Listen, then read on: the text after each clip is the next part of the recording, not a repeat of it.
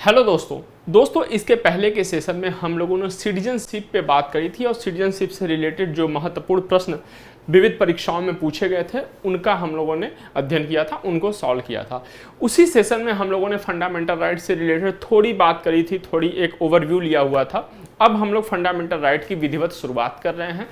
जैसा कि आप सभी जानते हैं, फंडामेंटल राइट आर्टिकल 14 से लेकर आर्टिकल 18 तक जो है समानता का अधिकार की बात करता है और इसके अंतर्गत आज हम लोग आर्टिकल 14 से लेकर आर्टिकल 18 तक विस्तार से बात करेंगे। ठीक, तो चलिए सबसे पहले आर्टिकल 14 पर आने से पहले हम लोग बात करेंगे आर्टिकल 12 के लिए। आर्टिकल 12 में किसकी परिभाषा दी गई है? स्टेट की। किसकी परिभाषा? स्टेट की परिभाषा।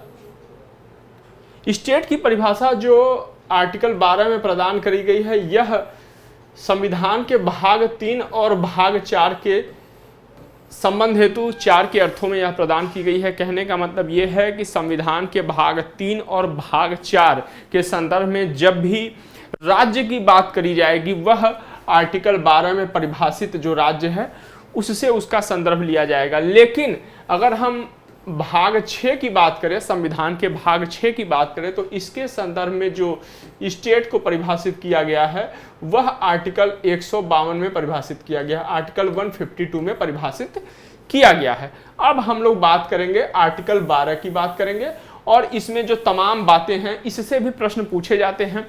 जो तमाम बातें हैं उसको हम लोग समझने का प्रयास करेंगे। आर्टिकल 12 में सबसे पहले हम लोग जान लेते हैं कि राज्य को परिभाषित किया गया है। तो इस राज्य में शामिल कौन कौन है, कौन कौन से लोग शामिल हैं। आप जब बुक पढ़ेंगे, पॉलिटी से रिलेटेड कोई बेयर एक्ट वगैरह पढ़ेंगे या कोई भी बुक पढ़ेंगे, तो उसमें थोड़ा लैंग्वेज क्लिष्ट है। बहुत सामान्य भाषा में, सामान्य शब्दों में मैं आपको समझाऊं कि आर्टिकल 12 के संदर्भ में जो राज्य है उनमें 4 तत्वों को शामिल किया गया है। पहला अगर हम बात करें तो सामान्य भाषा में आप बस समझिए कि जो केंद्र सरकार है, केंद्र सरकार मतलब क्या? संघ सरकार, हमारी यूनियन गवर्नमेंट, हमारी संघ सरकार। ठीक है, और संघ सरकार के साथ साथ क्या? संसद। यह इसका पहला तत्व है। ठीक है, राज्य का पहला तत्व है संघ सरकार और संसद। दूसरे तत्व की अगर हम लोग बात करें, दूसरे तत्व की बात करें तो राज्य सरकार। क्या? राज्य सरकार, राज्य सरकार और इसके साथ साथ क्या? विधान मंडल। क्या? विधान मंडल। अगर तीसरे प्रमुख तत्व की बात करें तो तीसरा प्रमुख तत्व क्या है? स्थानीय निकाय। स्थानीय निकाय,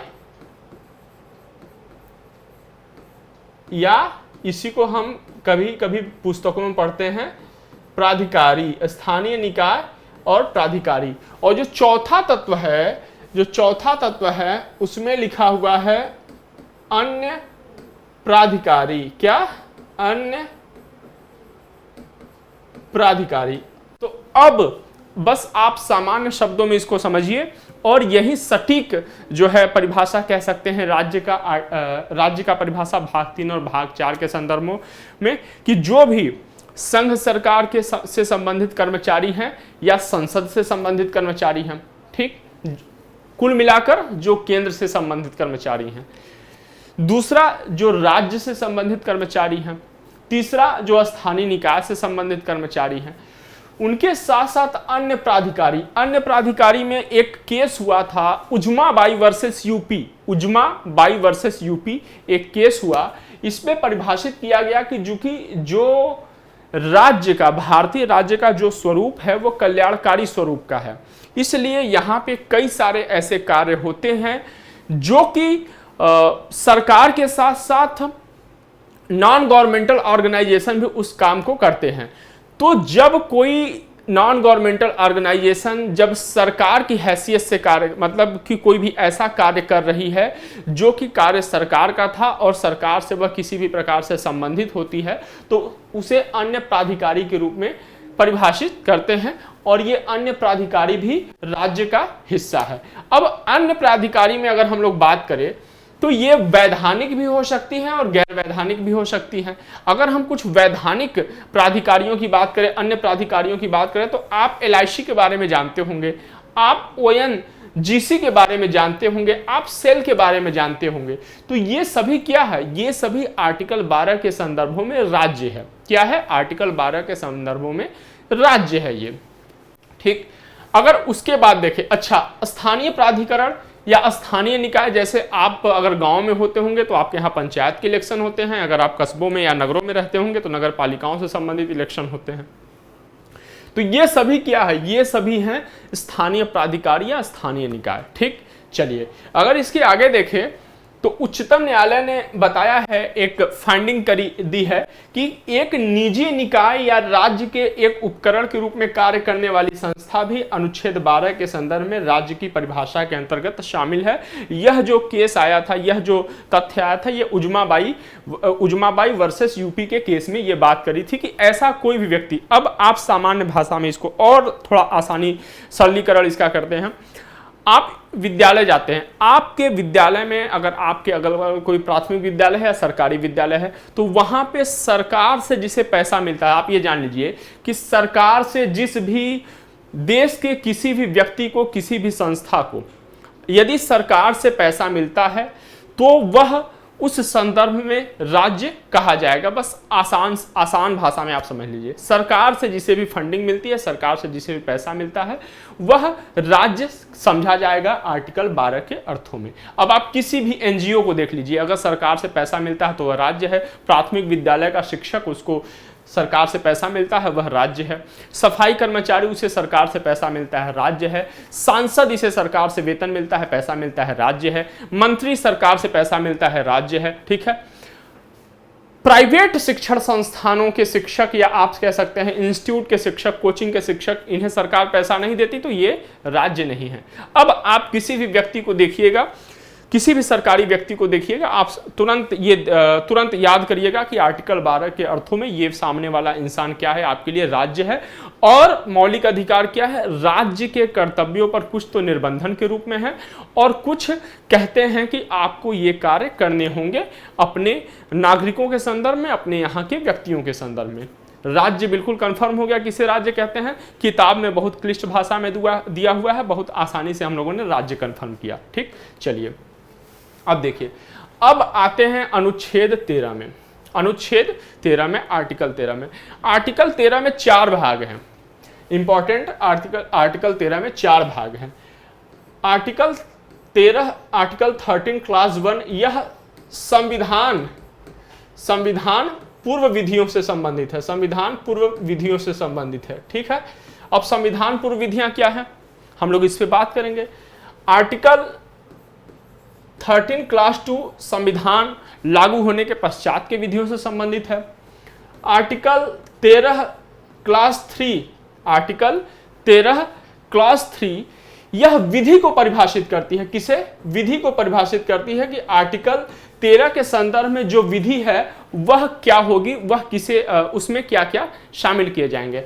और आर्टिकल 13 क्लास 4, आर्टिकल 13 क्लास 4 विधि और आर्टिकल 368 में क्या संबंध होगा, यह इसके संदर्भ में बात करती है। इतना हम लोगों ने देख लिया। अब हम लोग बात करते हैं शुरुआत से। देखिए, आर्टिकल 13 कहते हैं कि सभी विधि, क्या, सभी विधियां जो कि हमारे फंडामेंटल राइट्स से क्या होगी, असंगत होंगी, वह क्या होगी, वह शून्य हो जाएंगी। अब असंगत का मतलब क्या है?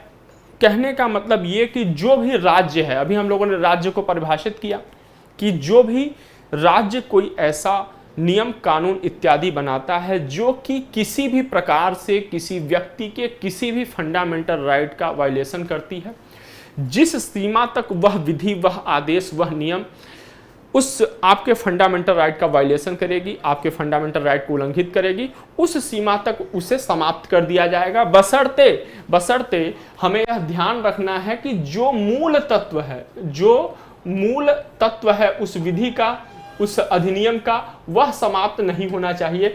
अन्यथा मूल तत्व समाप्त होने की स्थिति में पूरी विधि को ही शून्य या असंगत घोषित कर दिया जाएगा। ठीक, अब देखते हैं विधि होती क्या है। विधि होती क्या है? देखिए, विधि होती क्या है। विधि में पहले हम लोग बात करेंगे स्थायी विधि की, दूसरी बात हम लोग करेंगे अस्थाई विधि की, तीसरी बात करेंगे हम लोग प्रत्यायोजित विधि की, और चौथी बात करेंगे विधि के विधायी स्रोत की। 4 प्रकार की विधि, भारतीय संविधान में विधियों को 4 प्रकार के वर्गीकरण में विभाजित किया गया है। तो अब स्थायी विधि क्या होती है? क्या होती है स्थायी विधि? स्थायी विधि होती है जो देश के संसद, जो राज्य के राज्य विधानमंडल द्वारा जो बनाई गई विधियां होती हैं, वो स्थायी विधियों के अंतर्गत आता है। अब जैसे आप ये समझिए कि आपके राज्य के या हमारे देश की जो संसद है, जो भी विधि बनाती है, अभी हम लोगों ने नागरिकता संशोधन अधिनियम के बारे में पढ़ा था, तो नागरिकता संशोधन अधिनियम या उससे संबंधित जो भी विधि बनाई गई है वो अस्थायी विधि के अंतर्गत आएगी। ठीक, सामान्य भाषा में समझा। अब दूसरा है अस्थायी विधि। बहुत सारे ऐसे मौके होते हैं, संविधान में उल्लेखित किया गया है उन मौकों को, जबकि हमारे देश का संसद या किसी राज्य का राज्य विधानमंडल कार्यवाही में नहीं होती या वहां पे कार्य नहीं हो रही होती, तो वहां पे कई बार कुछ विधियों की आवश्यकता पड़ जाती है, कुछ ऐसे देश काल और परिस्थितियां निर्मित हो जाती हैं जबकि तत्काल कुछ विधियों की आवश्यकता होती है। तो वैसी परिस्थिति में देश के स्तर पे या संघ के स्तर पे राष्ट्रपति और राज्य के स्तर पे राज्यपालों द्वारा जो अध्यादेश जारी किए जाते हैं, उन्हें हम अस्थायी विधियों के रूप में जानते हैं, उन्हें हम अस्थायी विधियों के रूप में वर्गीकृत करते हैं। तीसरी है प्रत्यायोजित विधि या कार्यपालिकीय विधान। प्रत्यायोजित विधि या कार्यपालिकीय विधान कहने का मतलब यह है, अब देखिए आपने पढ़ा होगा कि कार्यपालिका को 2 भागों में विभाजित किया जाता है। कार्यपालिका को, अब देखिए यहां से कुछ फाइंडिंग निकलेंगे, कार्यपालिका को 2 भागों में विभाजित किया जाता है। एक तो होती है स्थायी कार्यपालिका, एक होती है अस्थायी कार्यपालिका, ठीक है। तो ये जो अस्थायी कार्यपालिका है, ये संसद और राज्य विधानमंडल से संबंधित जो स्थायी कर्मचारी होते हैं, कह सकते हैं जो IAS वगैरह होते हैं, जो सचिव वगैरह होते हैं, जो ऐसे अधिकारी होते हैं जो कि आपके चुने गए सांसद या विधायक जो कि मंत्री बनते हैं और उस सरकार से संबंधित कार्यों को लागू करवाते हैं, उन्हें हम स्थायी कार्यपालिका कहते हैं। स्थायी कार्यपालिका के रिटायरमेंट की एक निश्चित सीमा होती है, उम्र होती है, जबकि जो अस्थायी कार्यपालिका है, आपके मंत्री वगैरह जो होते हैं, संघ सरकार के मंत्री या राज्य सरकार के मंत्री, ये अस्थायी कार्यपालिका के अंतर्गत होते हैं। ठीक, इनके रिटायरमेंट की भी एक हद तक कह सकते हैं कि निश्चित होता है समय काल, इनका पदावधि निश्चित होती है, लेकिन कई बार कई परिस्थितियों में ये अयोग्य घोषित कर दिए जाते हैं। जैसे हाल ही में हम लोग राहुल गांधी जी की अयोग्यता से संबंध में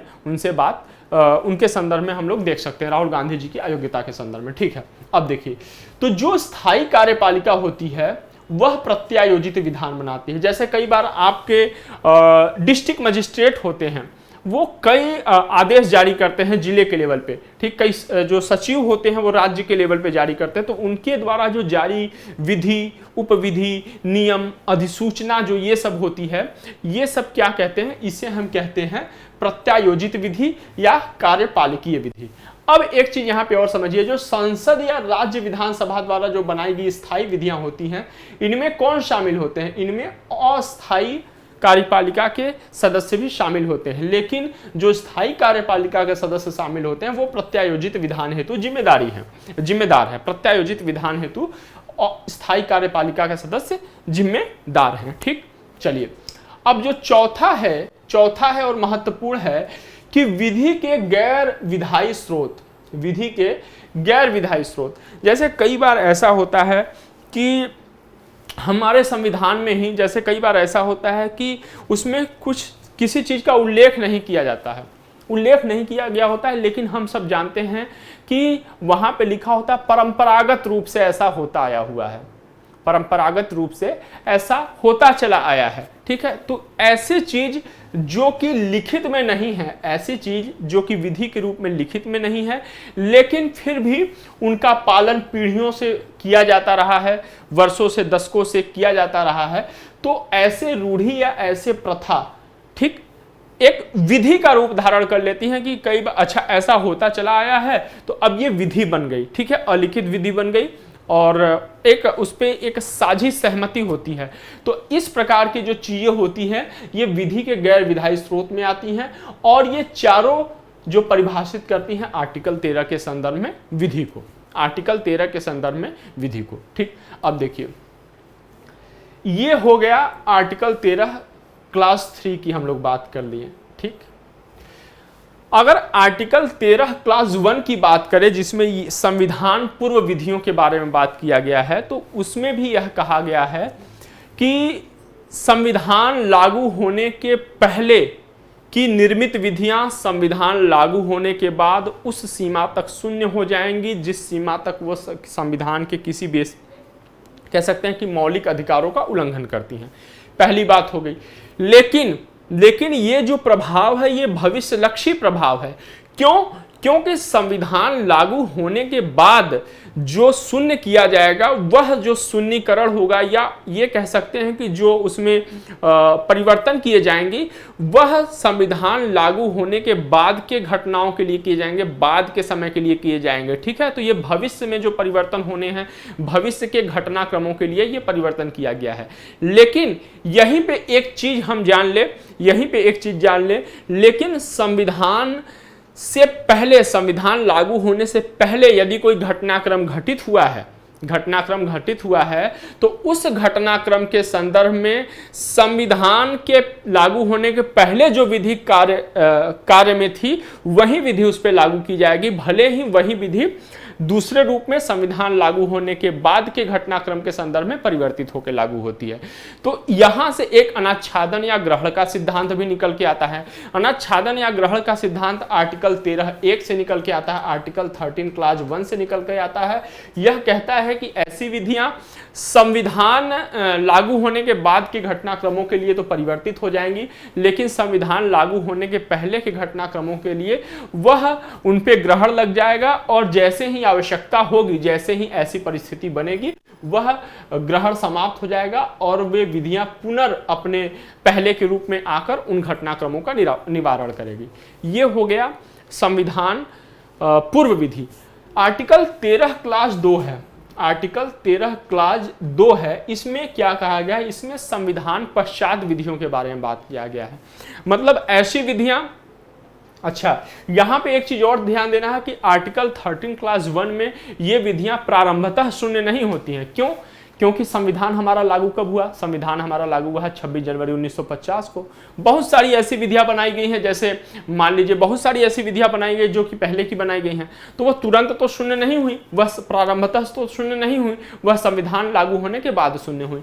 लेकिन आर्टिकल 13 क्लास 2 जो कि संविधान पश्चात विधियों के बारे में बात करता है, यह कहता है कि ऐसी विधियां क्या होंगी जो कि मौलिक अधिकारों से असंगत होंगी, वह प्रारंभतः शून्य होंगी। वह क्या होंगी? प्रारंभतः शून्य होंगी। लेकिन ऐसी घोषणा किसके द्वारा किया जाना चाहिए? ऐसी घोषणा किया जाना चाहिए आपके न्यायपालिका के द्वारा। किसके द्वारा? न्यायपालिका के द्वारा। और न्यायपालिका ऐसी घोषणा कैसे करेगी? जब उसे ऐसी विधियों की जांच की शक्ति प्राप्त होगी, न्यायिक समीक्षा की शक्ति प्राप्त होगी, जुडिशियल रिव्यू की शक्ति प्राप्त होगी। ठीक है, तो अब यहां से हमें क्या समझ में आया? जुडिशियल रिव्यू की जो शक्ति मिलती है न्यायपालिका को वह आर्टिकल 13 क्लास 2 से मिलती है। कहां से मिलती है? आर्टिकल 13 क्लास 2 से मिलती है। यहां पे एक बात और ध्यान देना है कि ये जो है यह भूतलक्षी प्रभाव है। आर्टिकल 13(2) में जो विधि है, जो विधि से संबंधित बात करी गई है, वह भूतलक्षी प्रभाव वाला है। कहने का मतलब यह है कि वह प्रारंभ से ही शून्य हो जाएगा, वह प्रारंभ से ही शून्य हो जाएगा। ठीक, अब ये जो पॉइंट बात करी गई है कि मूल अधिकारों के उल्लंघन के रूप में अदालतों में चुनौती दी जा सकती है और इसलिए इसे शून्य घोषित किया जाता है। यह जुडिशियल रिव्यू की शक्ति है। भैया आप चुनौती कब करेंगे? जब न्यायपालिका के पास जुडिशियल रिव्यू की शक्ति होगी। ठीक, चलिए ये हो गया। तो यही है कि आर्टिकल 13 अनुच्छेद 13 या आर्टिकल 13 न्यायपालिका को न्यायिक पुनरावलोकन की शक्ति प्रदान करता है। मैं ये इरेज कर रहा हूं पूरा। अच्छा, अब यहाँ पे जब जुडिशियल रिव्यू की बात हो रही है, तो यहाँ पे दो चीज जानिए। क्या? यहाँ पे जो सुप्रीम कोर्ट है, सुप्रीम कोर्ट को जो जुडिशियल रिव्यू की शक्ति प्राप्त है आर्टिकल 32 के तहत प्राप्त है। आर्टिकल 32 क्या है? संवैधानिक उपचारों के अधिकार के बारे में बात करता है।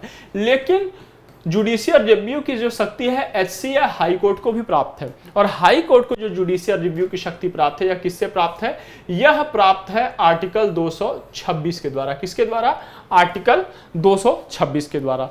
तो किससे निकल के आता है? आर्टिकल 13 क्लास 2 से निकल कर आता है जुडिशियल रिव्यू की शक्ति। किससे? Article 13 class 2। अब हम लोगों ने ये बात कर लिया।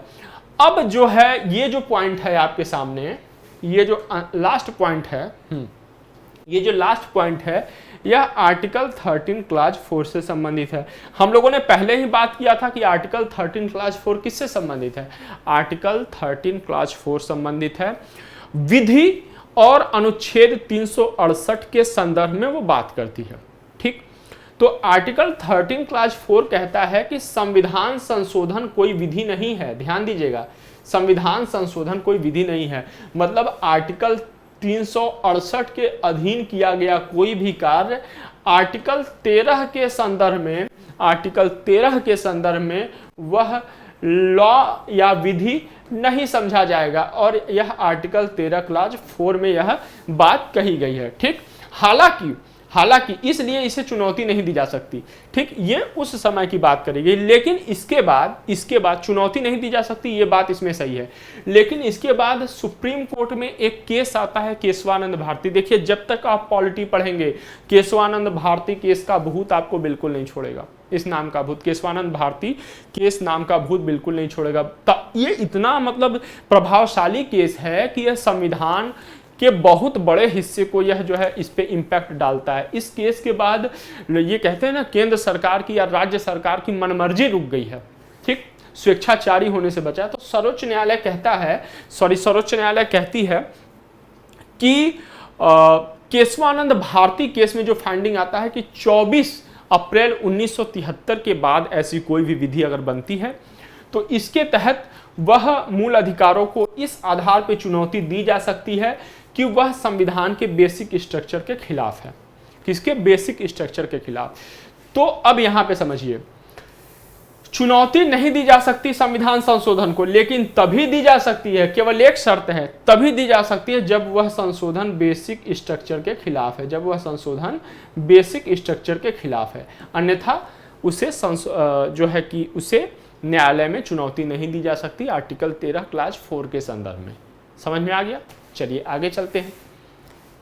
अब यहां से शुरुआत होता है समानता का अधिकार। आर्टिकल 14 से लेकर आर्टिकल 18 तक। आर्टिकल 14 में दो बात करी गई है, विधि के समक्ष समानता का अधिकार और विधियों के समान संरक्षण का अधिकार। जो विधि के समक्ष समानता का अधिकार है, यह एक ब्रिटिश धारणा है या ब्रिटेन की संविधान से ग्रहण किया गया है। और जो विधियों का समान संरक्षण का अधिकार है, यह क्या है? यह एक अमेरिकी अवधारणा है, मतलब अमेरिकी संविधान से ग्रहण किया गया भारत के संविधान में। यहीं पे ध्यान देना यह भी जरूरी है कि जो विधि के समक्ष समता का अधिकार है, यह नकारात्मक अवधारणा है। क्या है? नकारात्मक अवधारणा है। और जो विधियों के समान संरक्षण का अधिकार है, यह सकारात्मक अवधारणा है। क्या है? सकारात्मक अवधारणा। अब नकारात्मक सकारात्मक कैसा है, यह हम लोग आगे के तत्वों पे जब हम लोग बात करेंगे तब उसमें बहुत आसानी से समझ में आ जाएगा। पहले हम लोग बात करते हैं आर्टिकल 14 के संदर्भ में। आर्टिकल 14 में कहा गया है राज्य। अब जब भाग 2 और भाग 3 के संदर्भ में, जब हम लोग भाग 2 मतलब फंडामेंटल राइट, भाग 3 और भाग 4, भाग 3 मतलब जब हम लोग फंडामेंटल राइट, और भाग 4 मतलब जब हम लोग डीपीएसपी पढ़ेंगे, तो जब मैं राज्य शब्द बोलूंगा तो जो मैं आपको बताया हुआ हूं वो तुरंत आपके सामने आ जाना चाहिए कि राज्य मतलब क्या। तो राज्य किसी भी व्यक्ति, यहां पे ध्यान दीजिएगा, व्यक्ति की बात करी गई है, किसकी? पर्सन की बात करी गई है, केवल नागरिक की बात नहीं करी गई है। ठीक है, इस पे हम लोगों ने पर्सन, नागरिक इत्यादि पे हम लोगों ने बात कर रखा है। तो किसी भी व्यक्ति को विधि के समक्ष समानता या राज्य क्षेत्र में विधियों के समान संरक्षण से वंचित नहीं करेगा या इनकार नहीं करेगा। ठीक, अब ये है क्या? कहने का मतलब ये है, विधि के समक्ष समानता का मतलब यह है कि किसी भी व्यक्ति के पक्ष में कोई विशेषाधिकार नहीं होगी। किसी भी व्यक्ति के संदर्भ में कोई विशेषाधिकार नहीं होगा। कहने का मतलब यह है कि जब विशेषाधिकार आप नहीं होगा, आप ये समझिए, तो सभी व्यक्तियों से क्या किया जाएगा, समान व्यवहार किया जाएगा। जब सभी व्यक्तियों के साथ समान व्यवहार किया जाएगा तो उन पे जो विधियां हैं वो समान रूप से न्यायालय के अधीन सब पे समान रूप से लागू होंगी। ठीक, जब सभी के साथ समान रूप से व्यवहार किया जाएगा तो इसका मतलब कोई भी व्यक्ति विधि से ऊपर नहीं है। क्या कोई भी व्यक्ति विधि से ऊपर नहीं है? इतना समझ में आ गया। कोरिलेट, एक पॉइंट को दूसरे पॉइंट से कोरिलेट करें। विशेषाधिकार नहीं होंगे मतलब सभी व्यक्ति एक समान होंगे, न्यायालय या विधि के अधीन सभी व्यक्ति एक समान होंगे। तो जब सभी व्यक्ति समान होंगे तो कोई भी व्यक्ति न तो एक दूसरे से ऊपर नीचे होगा, न तो कोई व्यक्ति विधि से ऊपर होगा। ठीक, चलिए आगे देखते हैं, विधियों के समान संरक्षण की बात करते हैं। इसमें कहा गया है कि विधियों के द्वारा प्रदत्त विशेषाधिकारों और अध्यारोपित दायित्वों दोनों में समान परिस्थितियों के अंतर्गत व्यवहार में समता करी जाएगी और समान विधि के अंतर्गत सभी व्यक्तियों के लिए समान नियम होंगे, बिना भेदभाव के सभी के साथ समान व्यवहार किया जाएगा। अब समझिए ये बात, जो दूसरा पॉइंट हम लोगों ने पढ़ा कि विशेषाधिकार और अध्यारोपित दायित्वों के दोनों की परिस्थितियों में समान व्यक्तियों के साथ समान व्यवहार किया जाएगा। अब एक सामान्य व्यक्ति है जिसपे की पुलिस FIR होता है तो उसे तुरंत पुलिस पकड़ लेती है। लेकिन आप ये समझिए जब कोई सांसद है, कोई विधायक है, तो उस पर जब पुलिस FIR होता है, कह सकते हैं कि फौजदारी मामलों को छोड़ करके, तो सदन की कार्यवाही के कुछ दिन पहले, सदन की कार्यवाही के दौरान उनको तुरंत कह सकते हैं अरेस्ट नहीं किया जा सकता, या तो जिस सदन के वो सदस्य हैं उस सदन की परिसर में उन्हें अरेस्ट नहीं किया जा सकता। तो ये क्या है, यहां पे अंतर है एक सामान्य व्यक्ति और एक ऐसे व्यक्ति में जिसे कि अरेस्ट नहीं किया जा रहा है, लेकिन उनमें अंतर है। लेकिन ये जो दूसरा पॉइंट है वह यह बात नहीं कह रही है, उसके कहने का मतलब यह है कि कोई सत्ता पक्ष का कोई विधायक है, मान लीजिए कोई नेता है जो कि संसद सदस्य है या विधायिका का सदस्य है, ठीक है, या कोई विपक्ष का विधायक है, सांसद है, ठीक है, तो इन दोनों के साथ इन परिस्थितियों में समान व्यवहार किया जाएगा। कोई व्यक्ति सत्ता पक्ष का है इसलिए उसके साथ कोई नरमी का व्यवहार नहीं किया जाएगा, ठीक है, और दूसरे व्यक्ति के साथ बदनरमी का व्यवहार नहीं किया जाएगा। ये बात ये कह रहा है। ठीक, तो सभी व्यक्तियों को प्रदान किए गए हैं, यह बात हम लोगों ने देखा है। इसके पहले भी व्यक्ति में नागरिक और विदेशी दोनों शामिल होते हैं। और ध्यान देना है कि इसमें विधिक व्यक्ति भी शामिल हैं। विधिक व्यक्ति आर्टिकल 14 में कौन है, विधिक व्यक्ति भी शामिल है। आर्टिकल 14 में विधिक व्यक्ति भी शामिल हैं, ठीक है। अब विधिक व्यक्ति क्या होते हैं? विधिक व्यक्ति होते हैं, जैसे आप ये समझिए, विधिक व्यक्ति मतलब कि जो संविधान के किसी नियम, संविधान के अधीन किसी अधिनियम के द्वारा, किसी कानून के द्वारा, किसी अध्यादेश के द्वारा अगर वो पंजीकृत किए गए हैं, ठीक है, तो वो उन्हें हम विधिक व्यक्तियों के रूप में रख सकते हैं। जैसे अभी हम लोगों ने LIC के बारे में बात करी थी, वो विधिक व्यक्ति है, अनुच्छेद 14 के संदर्भ में वो विधिक व्यक्ति है, ठीक है। तो ये हो गया विधि का शासन। विधि का शासन, विधि के समक्ष समानता का शासन, ये एविडेंसी दिए हुए हैं। और विधि का शासन ये संविधान की मूल विशेषता है। जो विधि का शासन है इसकी जो साम्यता है, विधि का शासन ब्रिटेन के संविधान में एक ब्रिटिश विद्वान है एविडेंसी, वो विधि के शासन की बात करते हैं। ये उनके द्वारा कह सकते हैं कि दिया हुआ जो है कि सिद्धांत है। और भारत के संविधान में ये विधि का शासन है ब्रिटेन के संविधान में। और भारत के संविधान में विधि के समक्ष समता से इसकी क्या है, साम्यता है। किसके? विधि के समक्ष समता से इसकी साम्यता है। ठीक, चलिए आगे चलते हैं। अब इस जो समता के अपवाद भी हैं, विधि के समक्ष समता के अपवाद भी हम लोगों ने बात उसमें करी हुई है। समझने के लिए बात किया कि किस तरीके से किन व्यक्तियों में क्या अंतर है। सामान्य व्यक्ति किसी विधायक, सांसद, किसी नेता जो कि सत्ता पक्ष या विपक्ष का कोई भी नेता है, ठीक है, अगर वह संसद का सदस्य है, ठीक है, वह राज्य विधानमंडल का सदस्य है, वह राष्ट्रपति है, राज्यपाल है, उपराज्यपाल है, तो ये क्या है, एक्सेप्शन केस है। इनके साथ बिल्कुल आम व्यक्तियों जैसा व्यवहार नहीं किया जा सकता, ठीक है। तो इस अपवाद को भी जानना जरूरी है। जैसे भारत के राष्ट्रपति और राज्यपाल। भारत के राष्ट्रपति और राज्यपाल इन अपवादों में शामिल है। विदेशी जो कॉन्सुलेट होते हैं, विदेशी कॉन्सुलेट होते हैं, कूटनीतिज्ञ होते हैं, वो राजनयिक हो गया। यूनाइटेड नेशन ऑर्गेनाइजेशन और उसकी अन्य संस्थाओं से संबंधित जो कॉन्सुलेट होते हैं, जो अधिकारी होते हैं, वो। अनुच्छेद 31C के अंतर्गत उच्चतम न्यायालय का ये मत है कि जहां अनुच्छेद 31C आता है वहां अनुच्छेद 14 चला जाता है। मतलब 31C से संबंधित विधियों के बारे में 31C में जो बात कही गई है, जो प्रविष्टि शामिल है, अगर उस पे कोई कानून बनता है, उसको प्रवृत्ति किया जाता है, तो वहां पे अनुच्छेद 14 बिल्कुल उस पर ग्रहण लग जाएगा। ठीक है, लेकिन जैसे ही आर्टिकल 31C का प्रवर्तन समाप्त होगा, वहां पे वापस से अनुच्छेद 14 आ जाएगा सामने। अनुच्छेद 361A संसद या राज्य विधायिका के किसी भी कार्यवाही की सत्य कार्यवाही से संबंधित विषय वस्तु का समाचार पत्र में प्रकाशन करता है तो उस पर किसी प्रकार की दीवानी या फौजदारी का मुकदमा देश के किसी भी न्यायालय में नहीं चलाया जा सकता।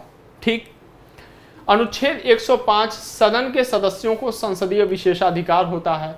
अनुच्छेद 194 राज्य की विधायिका या उसके किसी समिति के सदस्य को भी क्या होता है, विशेषाधिकार प्राप्त होता है। ठीक है, तो ये जो थे एक्सेप्शन थे। ठीक, तो चलिए अगले सेशन में हम लोग आर्टिकल 15 के बारे में बात करेंगे और उससे संबंधित जो तमाम पहलू है हम लोग उसको बिल्कुल आसान भाषा में समझने की कोशिश करेंगे, क्योंकि किताबों में ये बिल्कुल क्लिष्ट भाषा में दिया हुआ रहता है। तब तक के लिए जय हिंद, जय भारत।